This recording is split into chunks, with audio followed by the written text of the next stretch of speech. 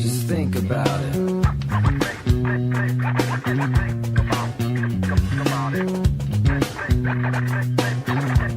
Just think about it. You'll get it.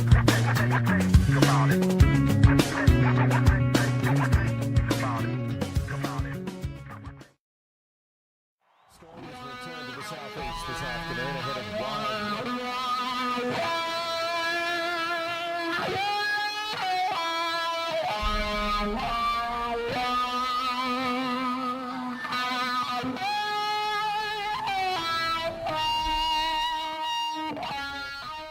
In the 20th century, clouds were seeded by numerous countries around the globe with various chemicals to produce rain. China was just doing this over the summer in Beijing to make sure that there weren't any rain, that there wasn't any rain during the Olympics. But all this has changed dramatically with the U.S. military's secretive research and plans to control the planet's natural weather. This has not been given very much press, and we have to remember that we have a corporate-owned press where 85% of radio, television, and print media is owned by 5 corporations. So they're not going to talk about things that are of really serious consequence, and that's somewhat of the blessing, a mixed blessing of the internet, but there's certainly plenty of information on weather modification.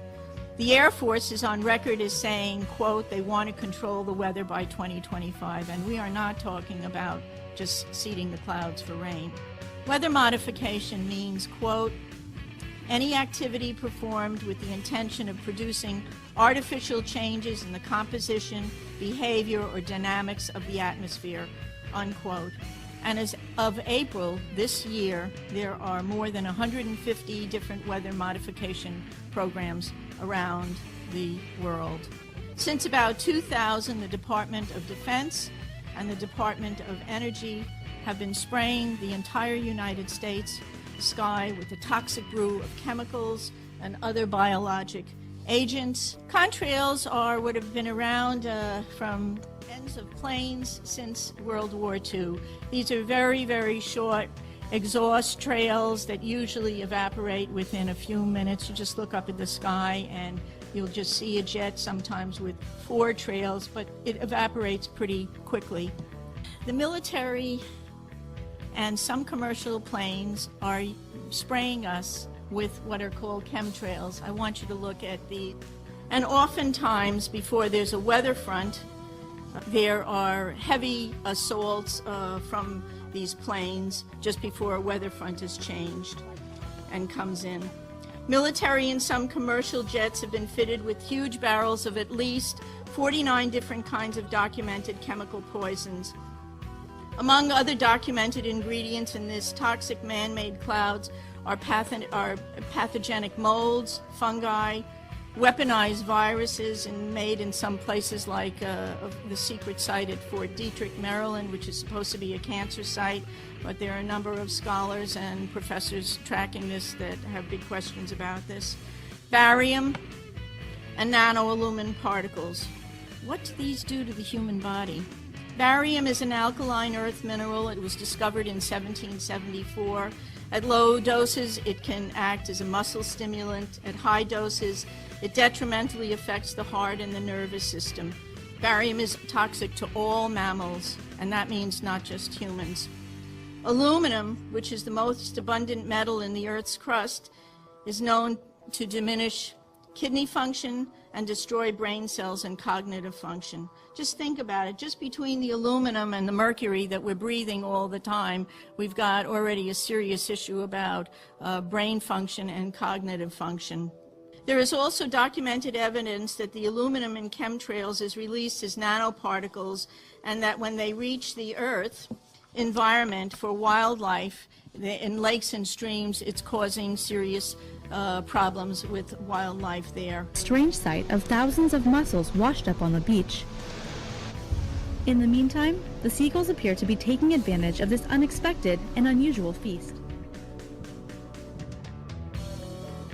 Tourism and shark fears are mounting as authorities struggle to deal with the carcasses of 7 beached whales on York Peninsula.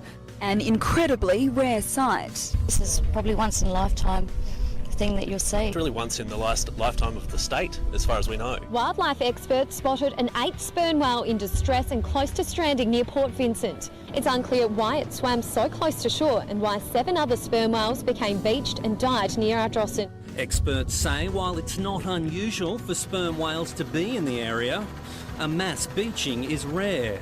First time I've ever seen anything like this in the 20 years I've been here. The public's been asked to stay at least 20 metres away. New this hour, wildlife officials say some 400,000 fish in a popular Marion County lake are dead, and even more could die off in the next few days. And on top of that, residents say the dead fish in Lake Bryant near Levy Hammock Road are causing a terrible smell. And we found scenes like this all over the lake. Dead fish as far as the eye can see. Researchers are also finding that nanoparticles interfere with the growth of plants. Nanotechnology is totally unregulated. Just this past month, a new research report came out showing and documenting for the first time that these nanoparticles actually go through the skin. Well, if you breathe them, whether they go through the skin or whether you're inhaling them, it's still a problem, a serious problem.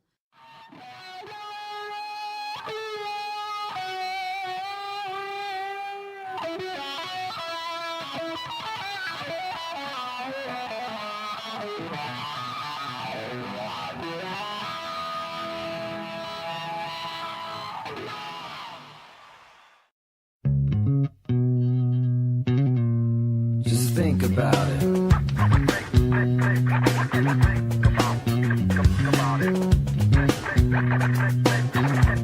Just think about it.